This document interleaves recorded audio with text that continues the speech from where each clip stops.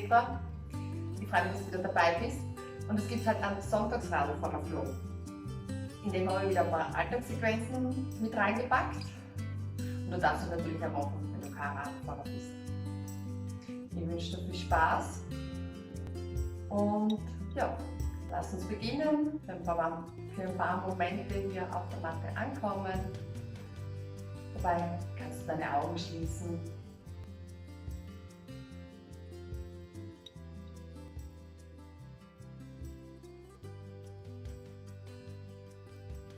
Deine Schultern entspannen.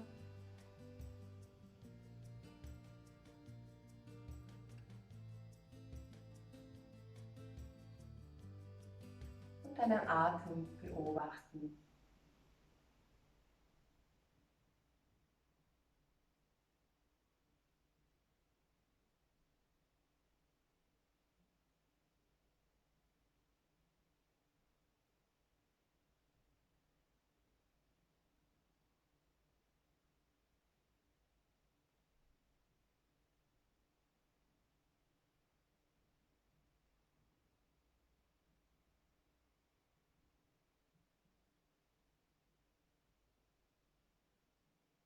Dann roll die Schultern hoch zu den Ohren und nach hinten unten. Nochmal hochnehmen, nach hinten unten rollen lassen. Nimm die Arme über die Seite nach oben. Und mit der Ausatmung bringst du die Hände vor dein Herz. Lass die Stirn zu deinen Fingern sinken. Und öffne hier deine Augen. Den Blick nach vorne richten.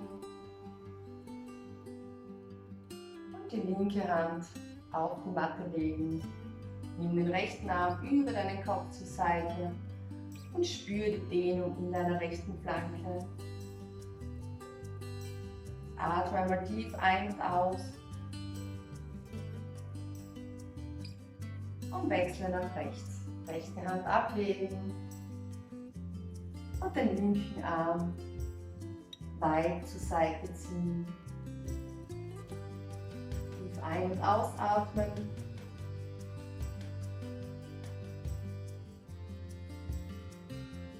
Und dann in den Vierfuß kommen.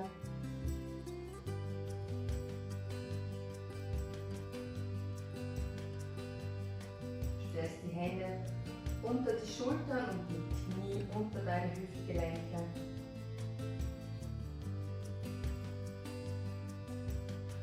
Du bist im neutralen Vierfußstand und dann lass von hier aus deine Bauchnabel sinken und zieh dein Brustbein weit nach vorne. Runde deinen Rücken, zieh den Nabel nach innen.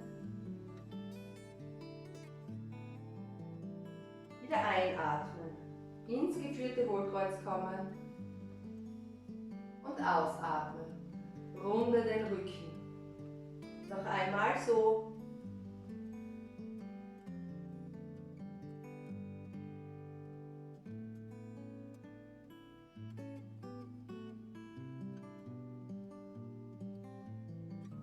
Zieh die Wirbelsäule nochmal auseinander, Scheitel nach vorne, Gesäß weit nach hinten. Und dann streck das rechte Bein auf der Matte nach hinten aus. Und dann schieb das Gewicht nach hinten, sodass du die Dehnung in deiner Wade spüren kannst.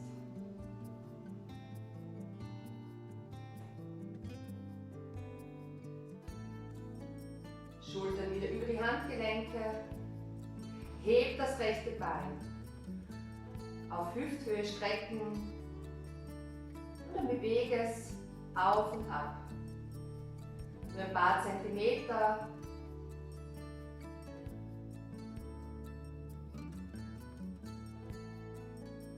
Und dann zieh dein rechtes Knie zur Brust und du rundest dabei deinen Rücken.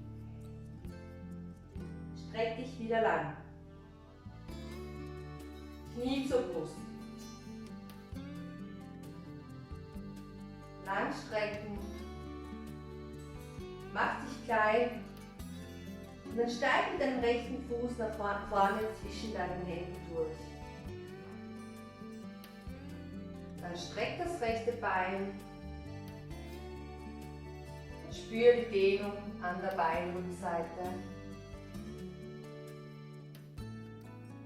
Roll den Fuß ab, komm tief mit deinem Becken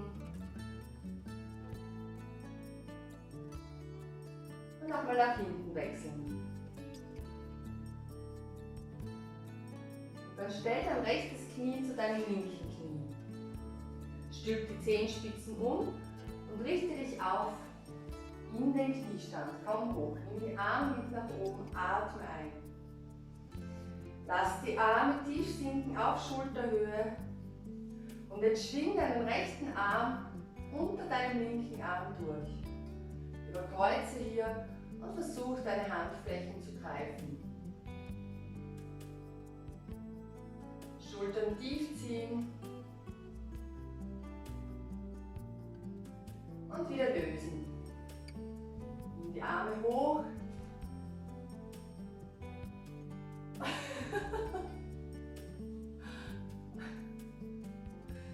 Setz dein Gesäß auf deine Fersen und lehn dich nach vorne in die Kindeshaltung.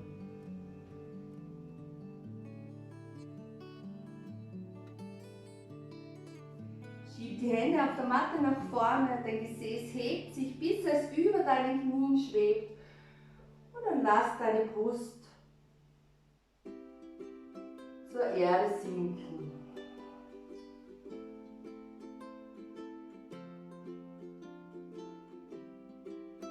Komm von hier in den Vierfußstand zurück.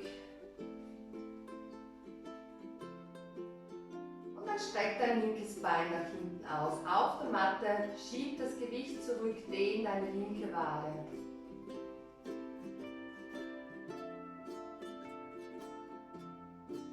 Heb das linke Bein auf Hüfthöhe. Und dann beginn wieder das Bein deinem Tempo abwechselnd auf und ab zu heben. Das Knie zieht zur Brust, du machst dich klein und du streckst dich lang. Nochmal klein machen, auseinanderziehen.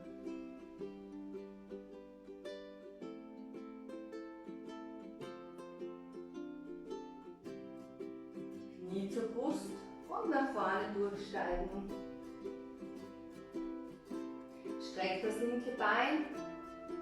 Du spürst die Dehnung auf der Beinrückseite und du rollst den Fuß ab. Lass das Becken sinken. Gesäß nach hinten schieben, Zehenspitzen zum Gesicht. Nochmal den Fuß abrollen.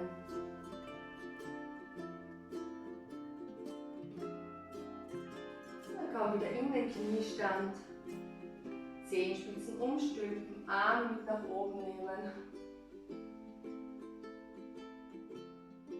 auf Schulterhöhe ausbreiten und jetzt den linken Arm unter deinem rechten Arm durchführen.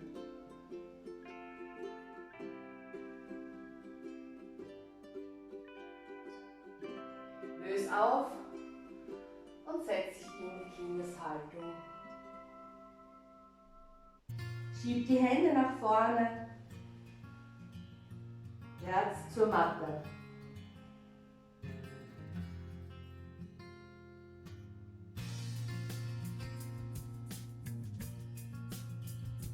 Zurück in den Vierfuß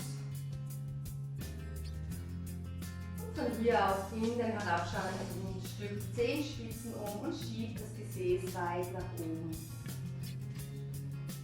Auf der Matte, Fersen abwechselnd tief ziehen. Den ganzen Körper durchbewegen.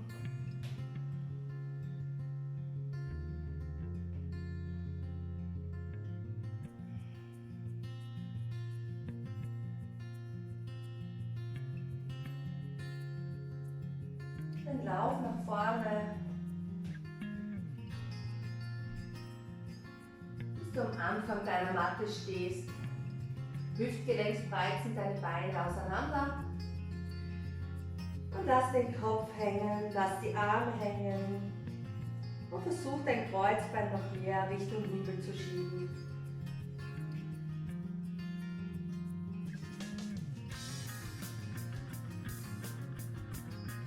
Länge deinen Rücken, indem du ihn gerade über deiner Matte schweben lässt. Und dann setz das Gesäß tief, zieh die Arme hoch und komm hier leicht nach oben auf deine Zehenspitzen. Deine Arme gestreckt. Und du versuchst die Fersen noch höher zu heben.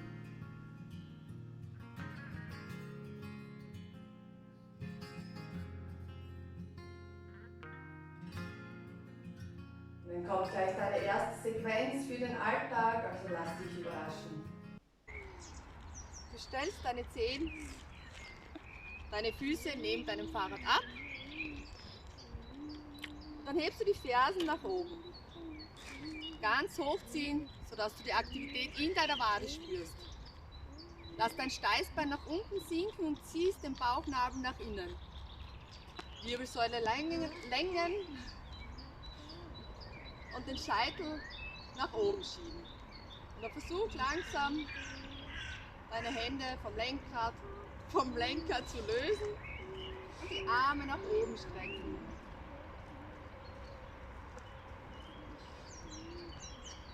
Bring die Hände zurück und die Fersen tief sinken lassen. Ich hoffe, du bist im Gleichgewicht. Fersen wieder sinken lassen und dann das Gesäß tief setzen. Komm in die Stuhlhaltung und dann geh weiter in die Hocke. Lass die Hände sinken neben deinen Füßen und dann verlagere das Gewicht auf deinen linken Fuß. Lehn dich mit deinem Oberkörper ein Stück weit nach vorne und greif deinen rechten Fuß mit deiner rechten Hand am Fußgelenk. Und dann zieh den rechten Fuß zum Gesäß mit deiner Ferse und du richtest dich auf. Nimmst den linken Arm hoch nach oben und du dehnst die Beinvorderseite.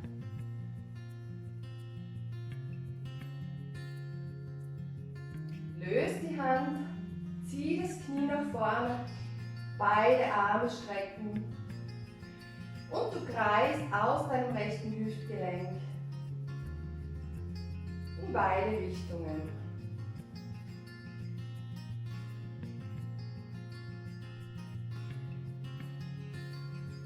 Stell den Fuß ab, komm wieder tief in den Stuhl, lehn dich nach vorne und greif mit deiner linken Hand dein linkes Fußgelenk. Den Fuß mit der Ferse zum Gesäß und richte dich wieder auf.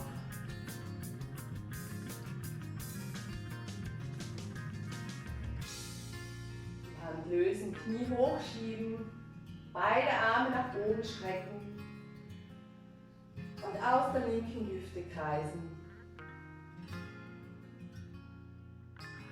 Richtung ändern.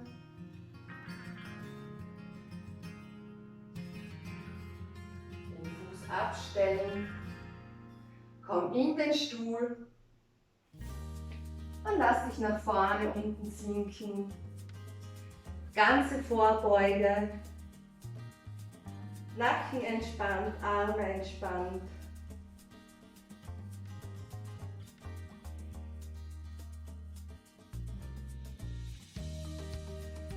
Greif mit deiner rechten Hand deinen linken Ellbogen, mit deiner linken deinen rechten.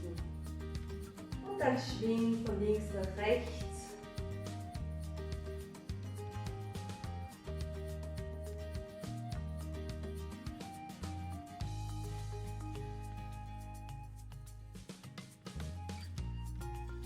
Leg die Hände zur Matte zurück ab.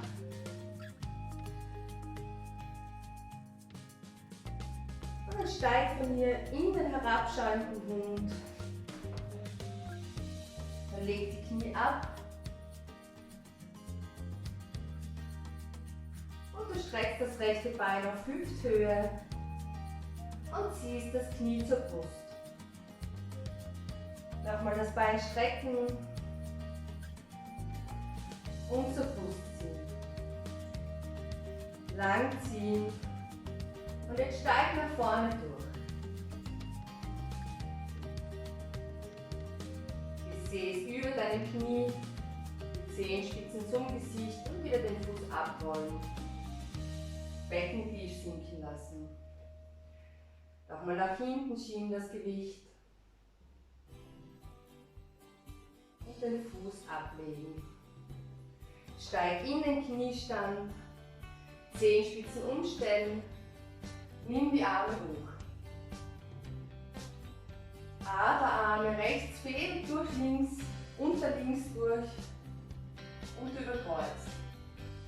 Hände lösen, Arme nach oben führen, in die Kindeshaltung kommen und von hier das Herz zur Matte sinken lassen.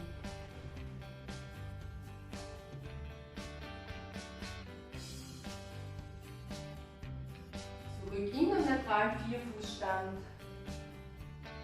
und das linke Bein strecken und dann das Knie zur Brust.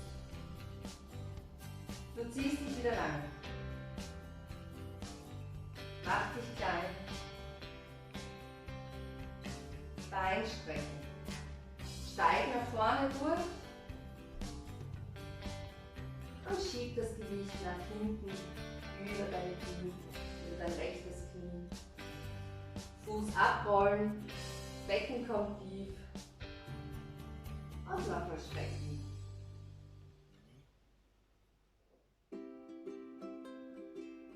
In den Kniestand kommen, Arme nach oben führen und jetzt links unter rechts durchfädeln für die Aderarme.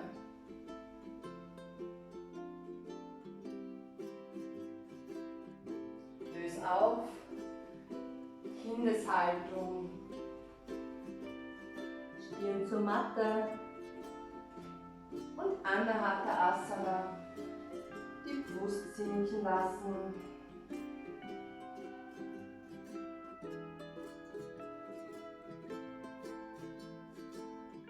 Von hier finde deinen Weg in den herabschauenden Hund.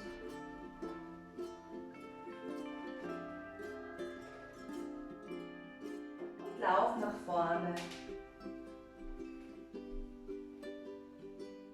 Komm hoch auf die Zehenspitzen, richte dich auf. Und dann lass die Fersen wieder sinken. Stütze jetzt die Hände in die Hüften. Gesäß geht tief.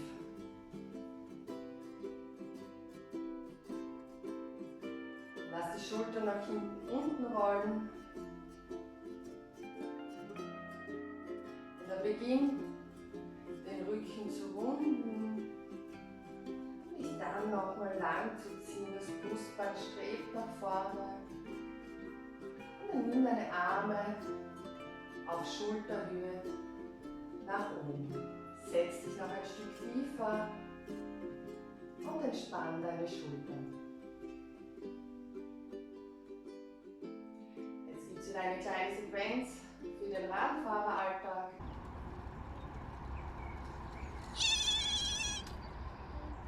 Wenn du so am Radl sitzt, wie ich mit so einem Buckel und hochzogenen Schultern, dann schau, dass du deinen Beckenboden aktivierst und dein Popsch so ein bisschen hinten rausstreckst. Machst die Wirbelsäule lang, also richtest den Rücken auf und ziehst den Scheitel nach oben. Schultern ziehst du weg von deinen Ohren. Und so kannst du dann geschmeidig weiterfahren.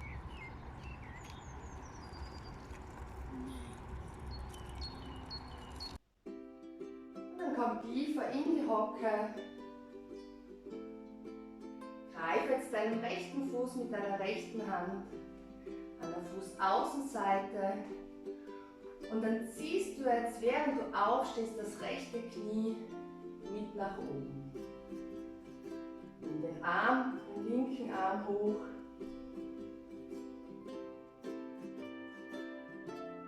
Und dann nimm den rechten Arm dazu.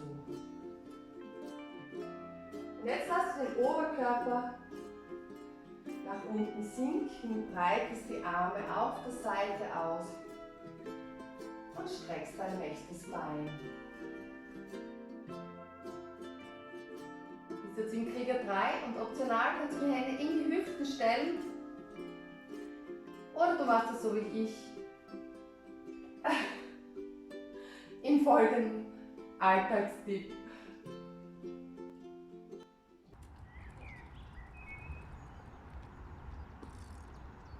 Heute üben wir, wie man im Yoga-Style aufs Radl steigt. Linker Fuß gut erden und dann schiebst du das Radl nach vorne und legst deinen Oberkörper nach unten. Streckst das rechte Bein hinten hoch, ganz weit strecken und dann das Rad zurückschieben, während du dein rechtes Bein über das Rad nimmst. Und auf den Sattel setzen. Und das Gleiche natürlich beim Absteigen. Rechten Fuß auf den Untergrund legen, dann das linke Bein heben, das Rad wieder nach vorne schieben.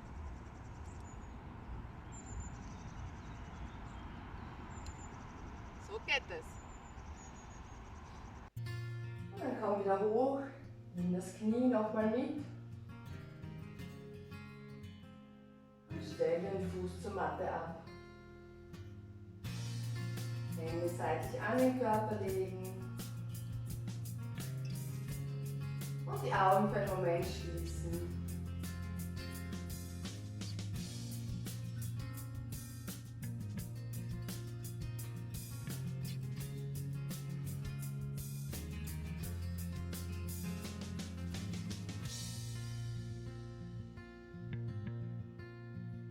Öffne deine Augen, nimm die Arme hoch und setz dich tief. Komm ganz nach unten und greif mit deiner linken Hand zu deiner linken Fußaußenseite. Zieh dein Knie hoch, nimm den rechten Arm mit nach oben. Löse die linke Hand und dann schieb dein Bein nach hinten. Oberkörper kommt tief. Krieger 3. Arme an der Hüfte oder zur Seite gestreckt. Oder wenn du noch mehr möchtest, nach vorne. Und wieder auf, Knie hochziehen und das Bein abstellen. Arme seitlich an den Körper. Und dann lass dich in die ganze Vorbeuge sinken.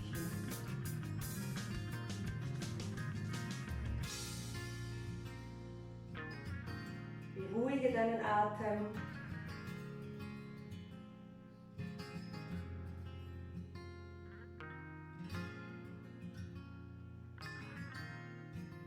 Und dann lass uns nochmal von Anfang an fließen. Wir werden noch ein paar Elemente dazugeben. Du kommst in den Vierfußstand, richtest dich ein. Dann streck dein rechtes Bein nach hinten. Zieh dein Knie zur Brust, steig nach vorne durch. Streck das rechte Bein und roll den Fuß ab. Lass das Becken tief sinken. Lege jetzt die linke Hand zum rechten Fuß und dreh dich auf. Dein rechter Arm kommt weit nach oben. Versuch weiter nach hinten zu schauen, beugst das linke Knie und greifst mit deiner rechten Hand deinen linken Fuß.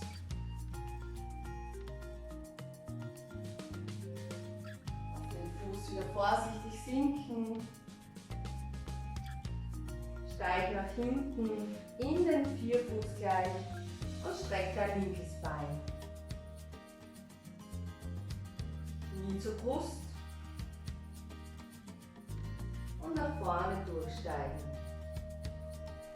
Bein strecken, spüre die Dehnung an der Beinrückseite und das Becken sinken lassen. Rechte Hand zum linken Fuß und mit links öffnest du dich weit nach oben. Schau zu deinem rechten Fuß und greife mit deiner linken Hand.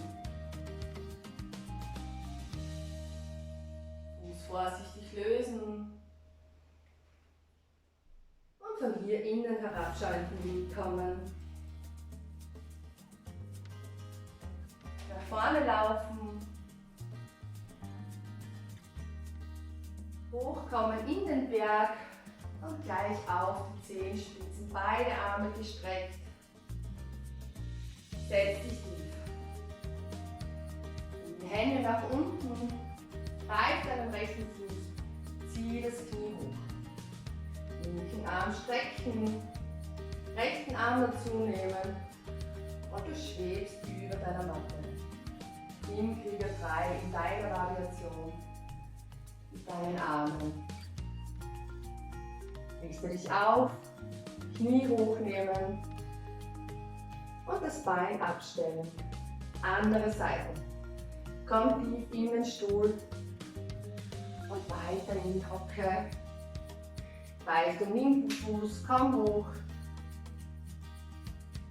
Beide Arme strecken und du schwebst im Krieger 3.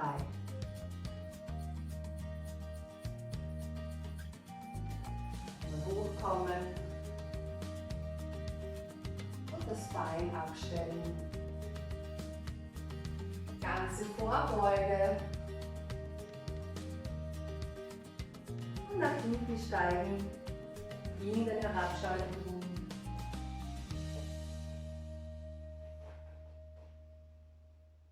Gesäß weit nach oben schieben.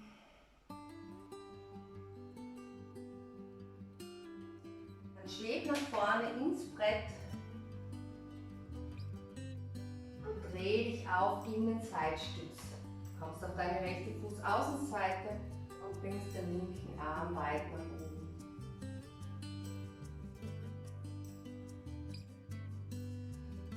Leg die linke Hand wieder ab.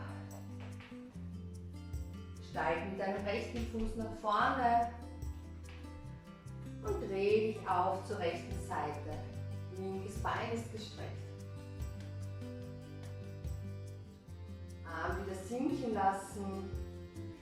Den linken Fuß auf den ganzen Fuß stellen. Rechte Fußspitzen zeigen nach vorne. Du kommst nach links zu deinem linken Fuß. Rechtes Bein ist gestreckt. Und jetzt dreh dich auf mit deinem linken Arm nach oben. Leg wieder ab. Steig nach hinten ins Brett und jetzt verlagere dein Gewicht auf den linken Fuß. Rechter Arm kommt weit nach oben. Und dann den Arm wieder zurückführen. Komm auf die Zehenspitzen. Halte noch für einen Moment im Brett, Bauch ist angespannt, Gesäß ist angespannt.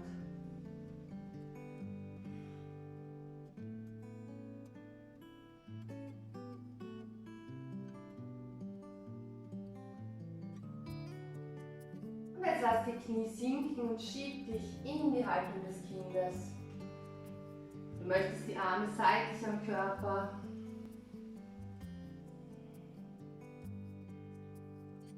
Schultern entspannen, roll den Kopf auf deiner Stirn von links nach rechts.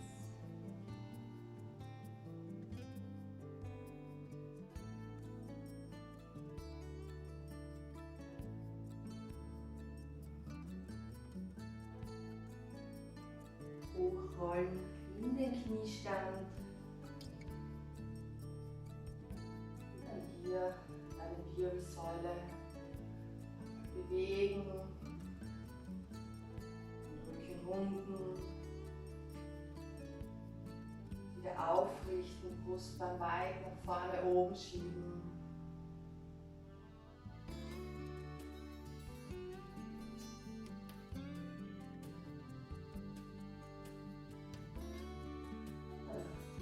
Rutsch von deinen Fersen die Matte. Streck das linke Bein nach vorne und den rechten Fuß den stellst du an den linken Oberschenkel. Und länge dich mit der Einatmung, mit der Ausatmung kommst du nach vorne. Gerade Rücken. Dann lass du ihn Stück für Stück rund werden und verneigst dich zur Erde.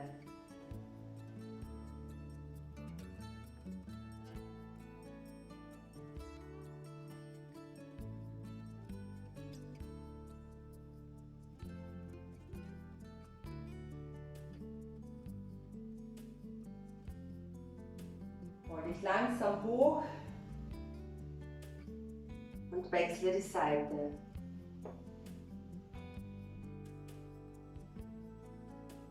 Zuerst mit der Einatmung den Rücken lang machen, Bauchnabel zieht nach innen und mit der Ausatmung nach vorne lehnen.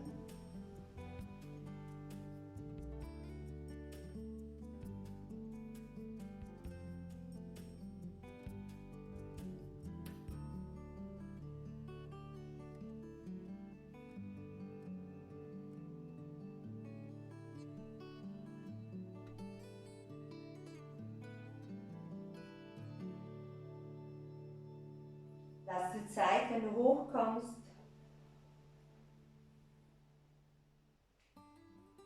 Stell beide Füße auf die Matte auf. Schau, dass du genug Platz hast auf deiner Matte für deine Schlussentspannung dann. Und roll dich Wirbel für Wirbel ab.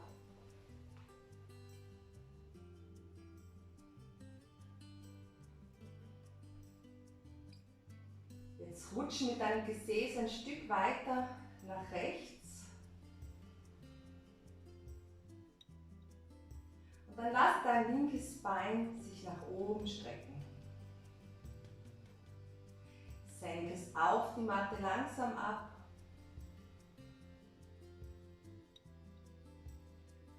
Und dann greif dein rechtes Knie mit deiner linken Hand und dreh es zur Matte. Versuch deine rechte Schulter am Boden zu lassen. Wenn du möchtest, kannst du jetzt auch dein linkes Knie beugen und mit deiner rechten Hand den Fuß greifen.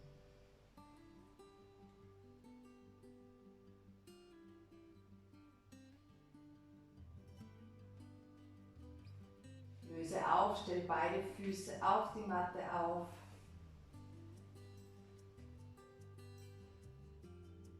Dann rutsch nach links, dein Gesäß, streck das rechte Bein nach oben und lass es zur Matte sinken.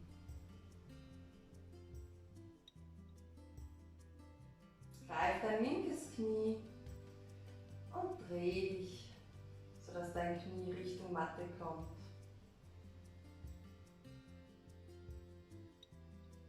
Greif zu deinem rechten Fuß mit deiner linken Hand.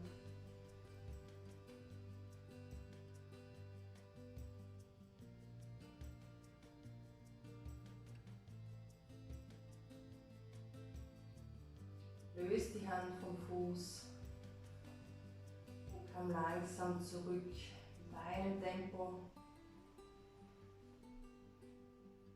Beide Knie zur Brust ziehen. Du machst dich ganz klein, indem du deine Stirn zu den Knien führst. Dann löse auf. Wenn du möchtest, streck die Arme nochmal lang, die Beine ausstrecken.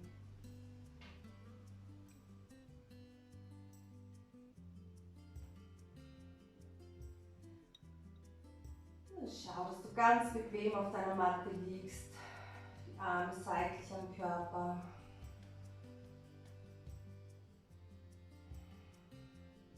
Deinen Polster unter deinem Kopf, Socken anziehen oder zudecken.